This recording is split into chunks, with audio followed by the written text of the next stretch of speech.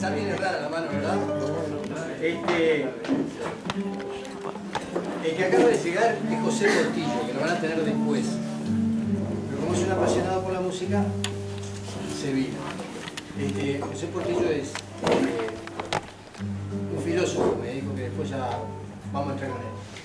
Pero hoy tenemos a Álvaro Córdoba. Álvaro Córdoba es, además de un gran compañero, neurocirujano. Se dedica a averiguar lo que hay adentro de la cabeza para ver si explica un poco el funcionamiento del ser humano. Creo que todavía no logró mucho.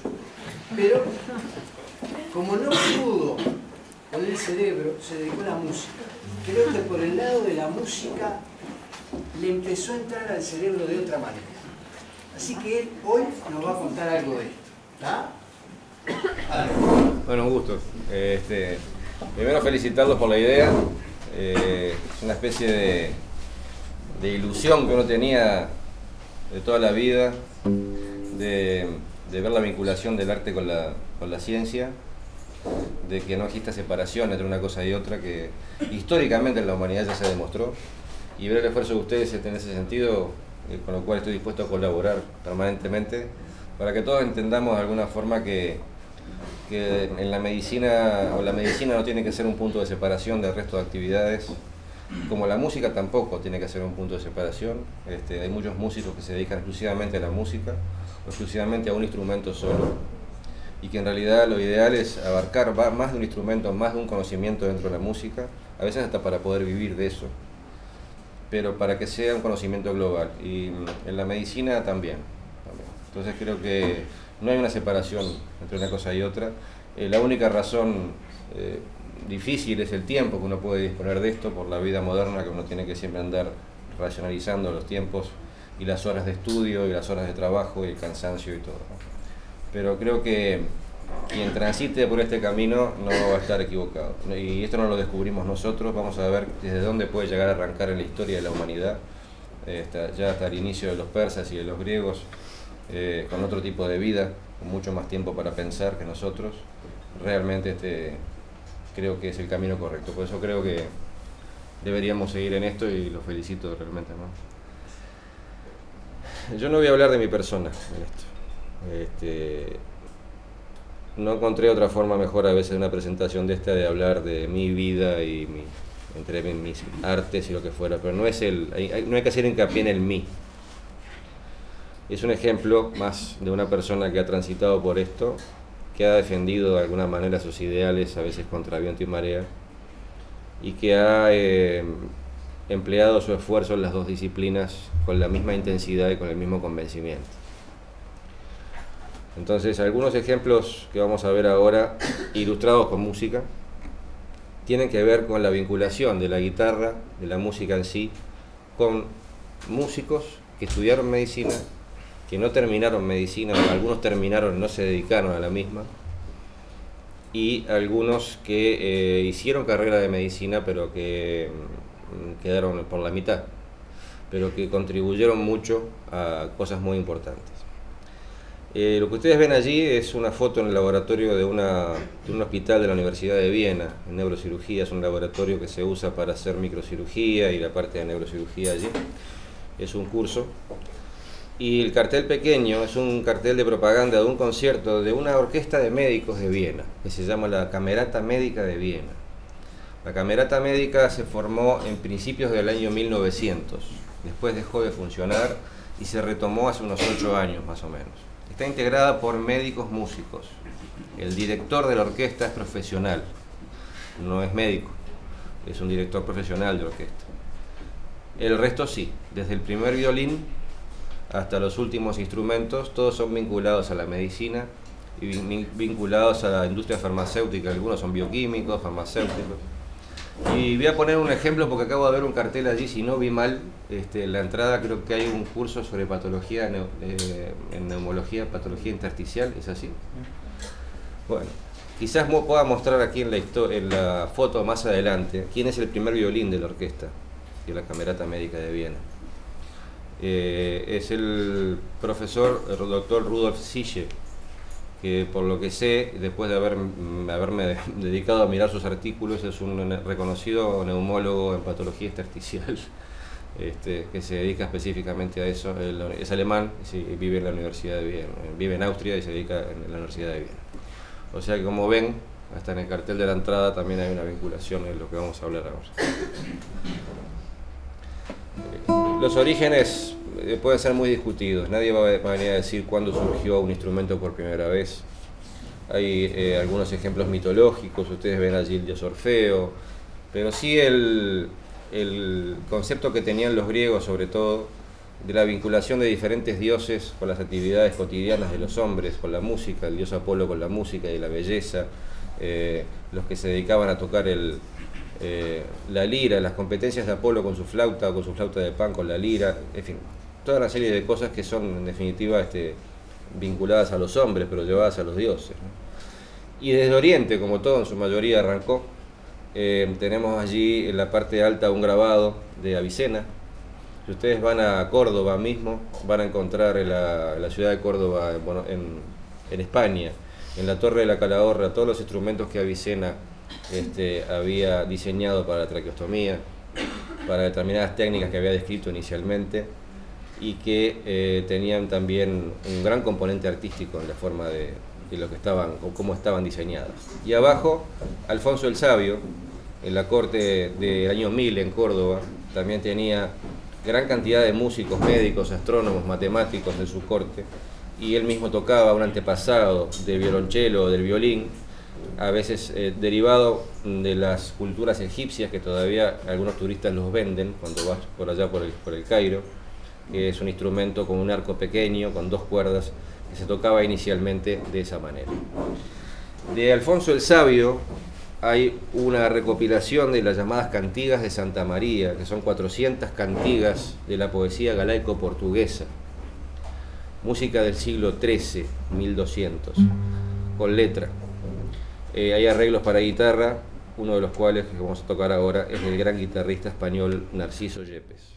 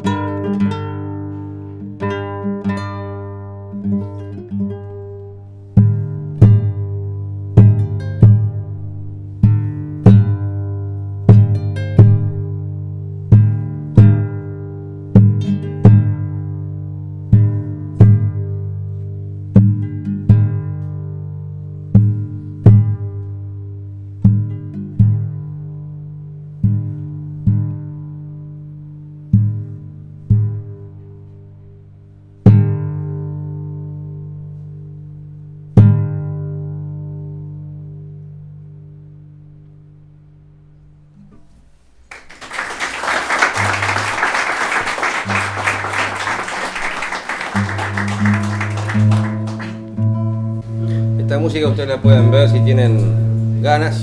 En YouTube la pueden buscar por Cantigas de Santa María y van a ver cómo se hace con instrumentos antiguos de época, con cantos también de esa época, en grupos de música español, sobre todo el grupo de Jordi Sabal, que es uno de los más conocidos. Está hecho en la forma más pura desde el punto de vista estilístico, estético de esa época, y son conciertos que valen la pena conocerlos y escucharlos. ¿Qué pasó después? Pasamos casi 300 años adelante.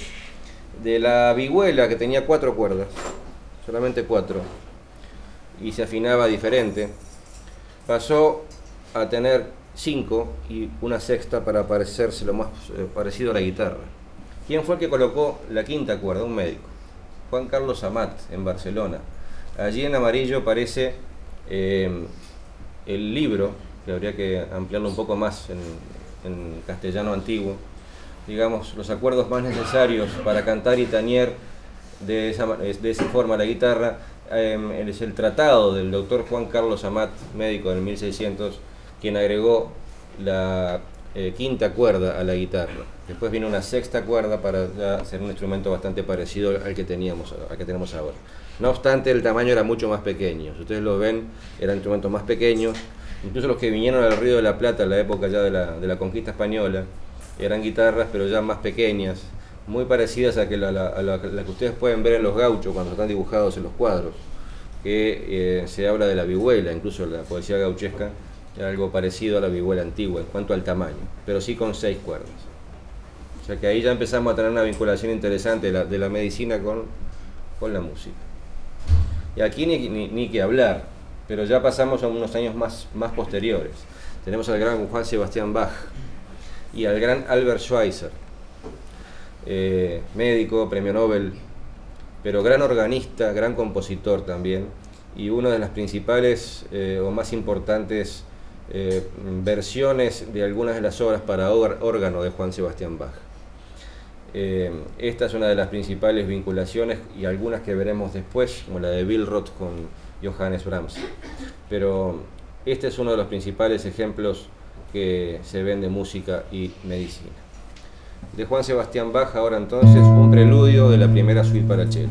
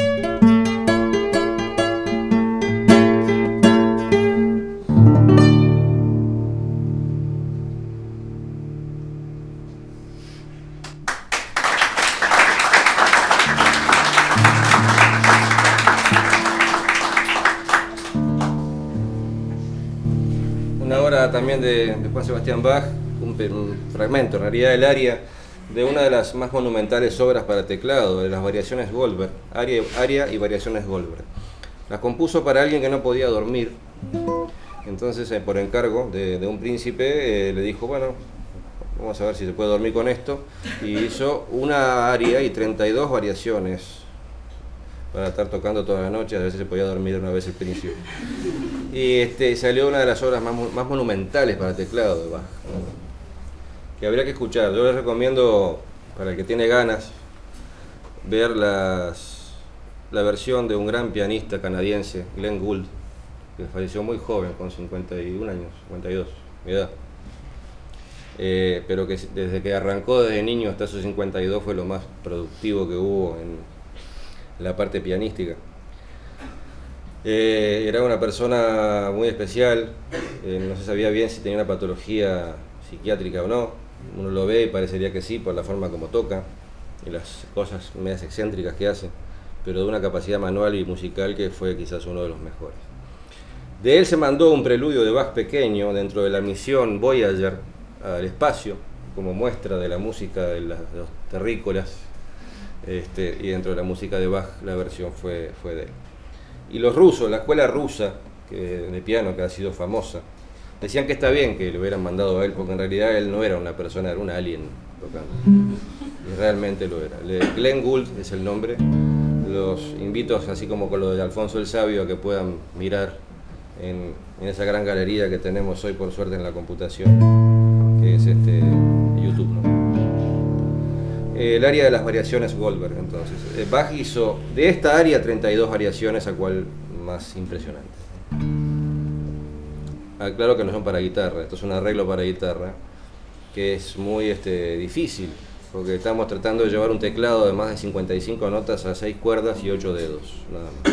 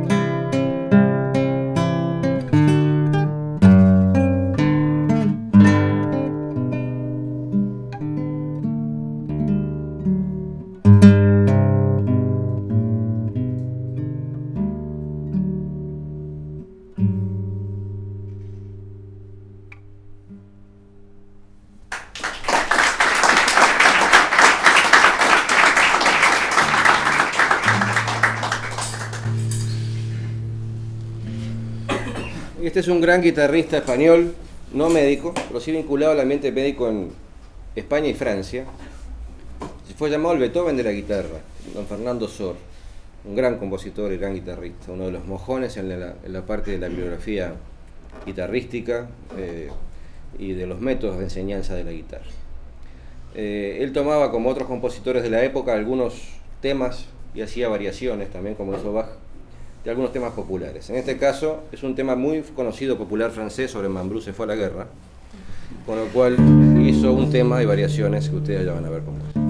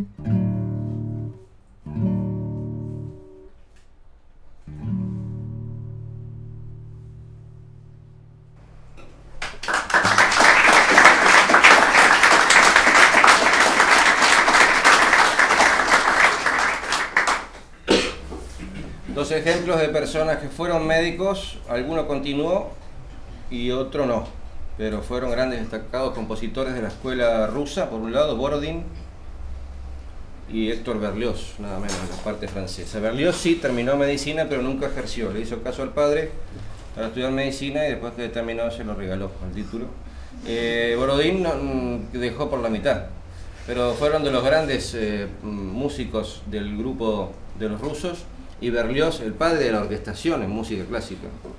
A Berlioz se le debe atribuir una serie de cosas que hoy comúnmente una orquesta sinfónica hace. Y si ustedes ven algunas obras de él, son monumentales orquestaciones, un gran maestro de la orquestación dentro de la música, de la historia de la música. La vinculación que he tenido, a veces directa o a veces no tan buscada, como pasó recién con el afiche que estaba ahí, fue también de esta forma. Sin querer, en algunos conciertos de Europa, caí en lo que eran casas de antiguos médicos y famosos médicos. Por ejemplo, la Casa de la América Latina en París, en el Boulevard Saint-Germain, estaba donde vivía nada menos que el padre de la neurología, Charcot. Esa es la casa de él, ahí está la placa. Y la Casa de la América Latina, donde tiene un teatro adentro, actividades culturales y todo, figura justamente la casa de Charcot. Allí fue donde un concierto con un grupo de músicos checos, la Orquesta Virtuosi de Praga. Y aquí llegamos a un punto muy interesante que se ha hecho muchísimo hincapié en algunos lugares, que es la relación que tuvo nada menos que Theodor Willroth con Johannes Brahms, sobre todo cuando eran jóvenes. Después, sobre el final de la vida, se pusieron viejos y ahí se pelearon un poco más, empezaron a discutir sobre algunos temas. El origen de ambos, desde el punto de vista social, era totalmente diferente. Brahms era pobre, nació en Hamburgo, el padre de él tocaba en un prostíbulo el cello para ganarse la vida. Willroth era de familia acomodada, tenía opciones de poder manejar, estudió, por ejemplo, primero música y dejó. Después medicina y bueno, sabemos a lo que llegó, obviamente, pero en el mayor periodo de la vida fueron muy amigos, se consultaban a veces, el mismo Brahms consultaba a Willroth respecto a las obras que componía, pero después, claro, cada cosa se puso en su sitio, es decir, Brahms fue Brahms y Willroth fue Willroth en sus disciplinas, y ahí empezaron a veces a echarse un poco de chispas, porque de repente Willroth le criticaba algo a Brahms cuando ya era un consumado compositor, y Brahms no le gustaba demasiado, entonces le decía que a veces se metiera un poco más en la cirugía y menos en la... Pero en realidad Willroth fue violinista, fue director de orquesta, fue compositor, no de un fuste muy importante, pero sí, de mediano para arriba. Y gran cantidad de autores, sobre todo austríacos y alemanes, que después de la Segunda Guerra fueron censurados y fueron robados por otras culturas y llevados a otros países, fueron destacados compositores. Por ejemplo, hay un gran Atlas de Anatomía de Perkov, y Perkov compuso varias sinfonías. O sea que hay mucha vinculación del arte y de la medicina también en esas épocas.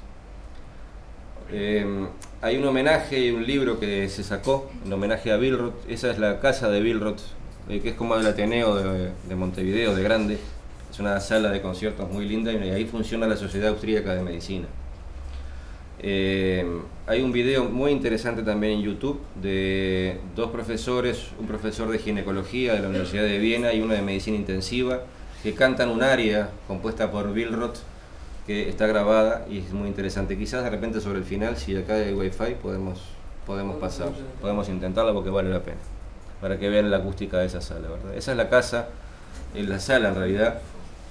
Sí, en realidad y cerca de allí saliendo está la biblioteca de Willroth y todo. Era una casa muy importante. Hoy figura como una de las casas reliquias cerca del centro de Viena, cerca de la de Albert Schweitzer por un lado, cerca de la de Freud, a unas cuadras.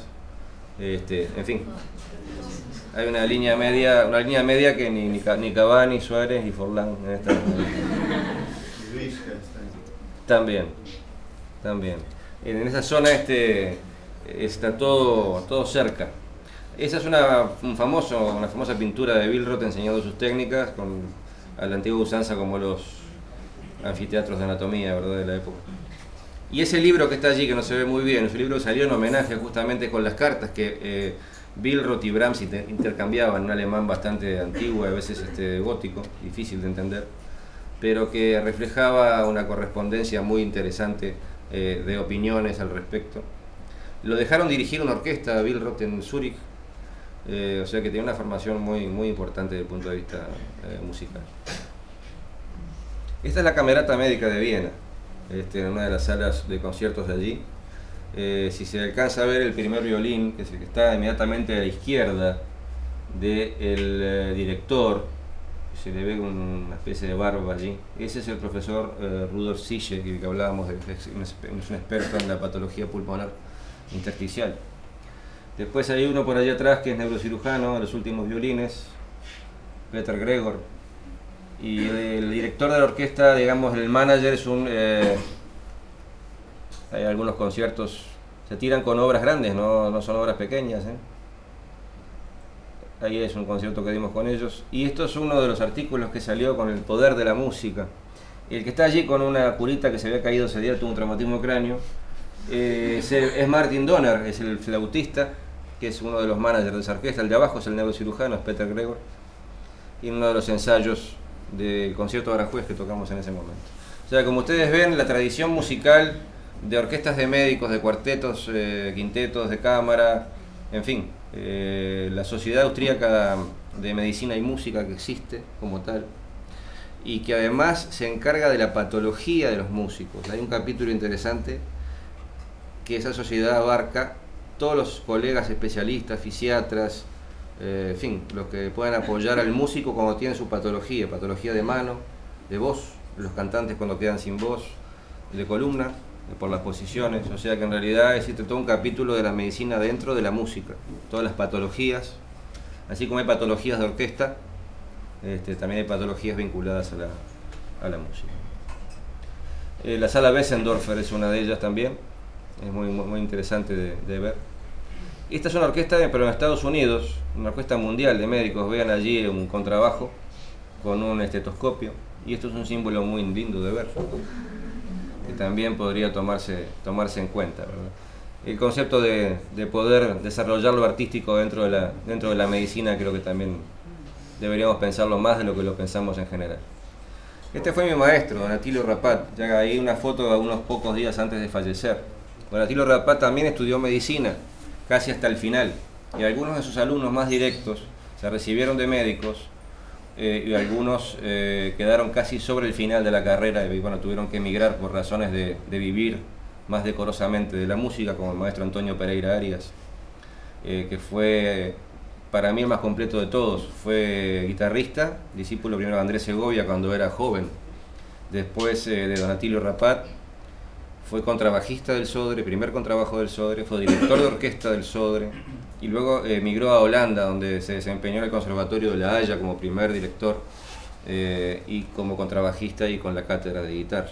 Por las manos de él pasaron muchos grandes guitarristas, algunos muy conocidos que cuando comenzaron no tocaban bien la guitarra y que después se pulieron, como Numa Moragues, por ejemplo, para nombrar a alguien vinculado a la música popular, ¿verdad?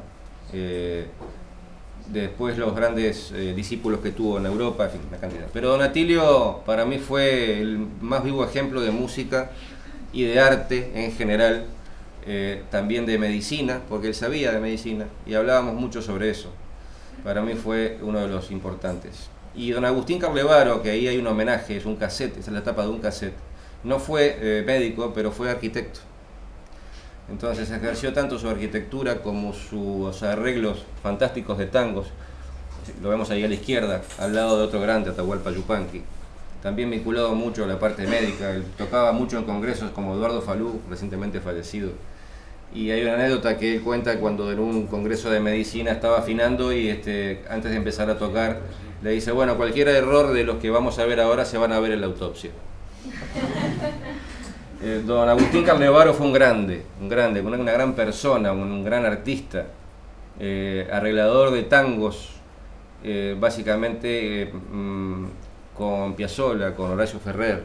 Estamos hablando de gente de gran vuelo y que ha dejado una impronta en todos nosotros, no solamente como guitarrista, sino como persona. Él era el primero que estaba en los primeros conciertos cuando empezábamos a tocar nosotros como adolescentes, siempre estimulando, hermano del gran Abel Carlevaro también. O sea que ahí hay una escuela. El padre era médico. El padre era médico. Claro, exactamente. Y la hija también es médica, creo que es dermatóloga, Alicia Carlevaro. O sea que nos juntábamos los lunes o martes en la casa de él, en la calle Gestido, donde llamaban los luneros. Y yo pude ver allí a grandes músicos, el mismo Astor Piazzolla, por ejemplo. Para mí era algo fantástico lo que estaba mirando. Ellos desaparecieron, como era lógico, desaparecieron esas formas de reunirse, de intercambiar cultura, cada cual con lo suyo, sin competir, porque la vida nuestra actual es distinta, pero es una pena que ellos haya desaparecido. No sé si desapareció del todo, pero dentro de ese estilo sí, pertenecieron a otras épocas. Uno aprendía solo de mirarlos, no de leer ningún libro. Quizás por ahí tendremos que rescatar esa escala de valores para no hacerlos desaparecer del todo ellos tampoco, ¿tá? Yo lo sigo haciendo hasta que viva, pero creo que deberíamos pensarlo, sobre todo ustedes son más jóvenes, en lo que es el arte y lo que es el arte como vínculo de gente. O sea que creo que ahí podríamos tener un mensaje. Los maestros en música, Don Atilio Rapata, hablábamos hoy, fue un guitarrista, estudiante avanzado de medicina. Antonio Pereira Arias, fallecido hace unos años. Y mi padre, Waldemar Córdoba, fue un barítono destacado, con el que aprendí música. Él cantó, dedicado a un trabajo habitual, administrativo en el Círculo Católico, y el resto de sus horas lo repartía con la música. Cantó óperas aquí, en Buenos Aires, y la formación musical básica y el resto de la forma de apreciar lo que vino después se lo debo básicamente a él y a mi tío. O sea que la influencia familiar también está. Lo que podamos hacer por algún familiar que tenga condiciones no tiene precio. Todos deberíamos tener cierta inclinación a aprender un instrumento de cuerda sobre todo, pero el que sea. Y tal es así que cuando un colega, que voy a mostrar ahora, emigró a Austria hace 35 años, cuando se presentaba en un grupo de gente, le digo, ¿usted viene de Uruguay? Sí, ¿qué instrumento toca? O sea que era como algo normal. Eso también creo que hay que rescatarlo, no hay que dejarlo perder. O por lo menos el gusto a determinada música que permita tener un conocimiento más elaborado de lo básico. Y fíjense si será importante que el ringtone que tiene Nokia se lo sacaron a una obra de Francisco Tárrega, es el Gran Vals en La mayor, en el compás 16 hasta el compás 18. O sea que lo sacó Nokia. Y esa es la importancia que tiene, son tontos, ¿no? Se metieron no en la obra entera, sino lo sacaron un pedazo, le dijeron, mirá qué bien que suena, y se lo pusieron. Ese pedazo es de un Gran Vals, que si quieres les puedo tocar las notas aquí, es exactamente el ringtone de la empresa en el teléfono. En neurocirugía tuve maestros. Quisiera haber tenido algunos por acá, pero bueno, no voy a entrar en detalles. Tuve que salir para otro lado. El profesor Ferraz Leite, uruguayo, artista plástico, destacado neurocirujano en Viena, es el que está de espalda de túnica allí. Atrás estoy yo y el resto de los que son medio pelados también están por allí. El que está parado es el profesor Tuleken de Holanda, está dando una clase de revascularización cerebral, algo que aprendí también en Viena. Y el resto de los profesores. Pero quería destacar sobre todo al doctor Heber Ferraz Leite, uruguayo, nacido en Isla Mala, y que emigró hace 35 años por una falta de oportunidad en su propio país, no política, sino de la universidad. Y se destacó allí quedó. Y a él le debo las posibilidades de desarrollo que yo tuve, que también transité por un camino muy similar. Ese es el laboratorio trabajando en la parte de revascularización cerebral, que es una cosa muy linda. Hay algunos de los cursos. Aquí algunas operaciones con otro de los maestros, el profesor Werner Bauer, que está allí. Una persona también muy vinculada al ambiente musical alemán, sobre todo en la ciudad de Celle, cerca de Hannover. Y acá hay una cosa interesante de ver. El neurocirujano general practica desde nada hasta 4 horas a la semana, más o menos, siempre y cuando se dedique a hacer algo de laboratorio. Laboratorios que en general o no existen o son un poco precarios, o uno se lo fabrica en su casa. Pero tiene que trabajar 20 horas, por lo menos, mínimo a la semana, y comienza a los 25 años. En cambio, el músico practica 30 horas a la semana, mínimo, toca 10 horas a la semana y comienza a los 5 años de edad. Vean la gran diferencia de una cosa con otra. En lo personal, creo que en la parte neuroquirúrgica nos falta tener un entrenamiento más musical y menos, entre comillas, científico. Porque la práctica y el entrenamiento es permanente hasta que te morís. Uno no aprende a ser neurocirujano en 2 días, se aprende en 30 o 40 años. Y después hubo que lidiar con algunas personalidades de estrechas mentes, pero que es necesario tener los conceptos claros y a veces decirlo, porque si no, no es por mí, sino por los que pueden venir atrás de toparse con determinadas personalidades. Gente, por ejemplo, que dice que si usted es músico no puede ser neurocirujano. O si no, que si cuando te ven haciendo eso, dice, sí, en realidad sirve para tocar la guitarra, en realidad. Y los músicos también, porque los músicos consideran que si sos otra cosa, de repente no sos profesional. Y yo siempre dije que soy profesional sobre todo para cobrar. Pero muchos músicos también dicen lo mismo. Entonces, estas cosas son las que hay que apartar de la cabeza y hay que seguir adelante, porque derivan de las mentes que derivan, en realidad no hay que darle mayor trascendencia. Pero existen, por desgracia, y son las que muchas veces tienen el poder de limitar a otros, ¿no? Estas son algunas de las cosas, no pretendo batirme el parche, pero a pesar de todo, se logran hacer determinadas cosas, a pesar de dividir el tiempo. Quiero aclarar que la mayor parte de las cosas las logré fuera, ¿no? Así que eso es otro aspecto que habría que discutir para que a otro no le pase lo mismo. Esta es una frase de la Torre de la Calahorra en Córdoba, es interesante. Córdoba, en la ciudad del año 1000 en España, era el vínculo entre 3 culturas y entre 3 religiones que convivían normalmente. Y eso es interesante, sobre todo para el que hace cirugía vascular, porque tiene un concepto muy lindo de lo que es una arteria llevando el latido de las fuerzas de la vida de un lado a otro. En ese momento Córdoba era la ciudad por excelencia del arte y de la ciencia. Acá comenzamos con algunos colegas, sobre todo con el doctor Soria, que se acaba de jubilar, y esta foto la encontré, y parece, el de atrás del todo soy yo, que no parezca, soy. Y ahí hay varios, el doctor Badel, Carriquiri, el doctor Mota. Es la época de anatomía que nosotros conocimos como cátedra, que nos marcó para toda la vida.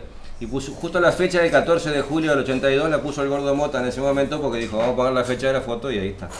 Y ese es el laboratorio donde uno aprendió a disecar muchas cosas, y hasta ahora se mantiene como un faro, a pesar de que un profesor de neurocirugía, que ya no está, dijo que la anatomía no era materia afín a la neurocirugía.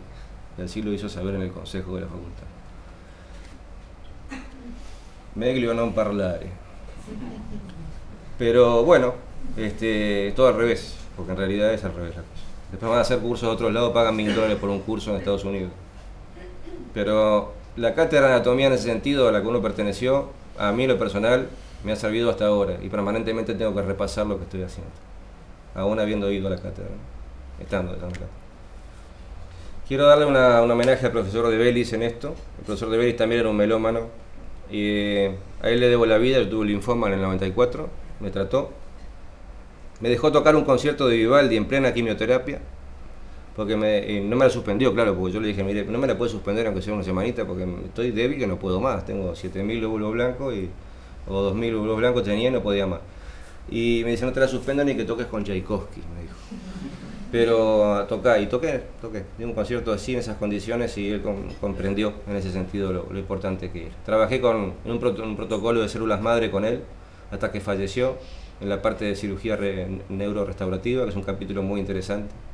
Y a él le quiero rendir ese homenaje, como a mi padre también. Allí está cantando en el Ateneo con el maestro Luis de María, hace una foto de mucho tiempo atrás. A él se lo debo también el estímulo de las dos disciplinas y el hecho de cultivar de que una cosa no era excluyente de la otra. La última actividad que tuvimos en el Solís este año, sobre todo en homenajes a los tres maestros, Atilio Rapat, Agustín Carlevaro y don Antonio Pereira Arias. Para finalizar, lo que quiero hacer es demostrar una obra del gran Atahualpa Yupanqui, que es el Malambo Cruz del Sur, y cerrar un poco esta pequeña muestra de lo que se puede hacer con la música y la medicina.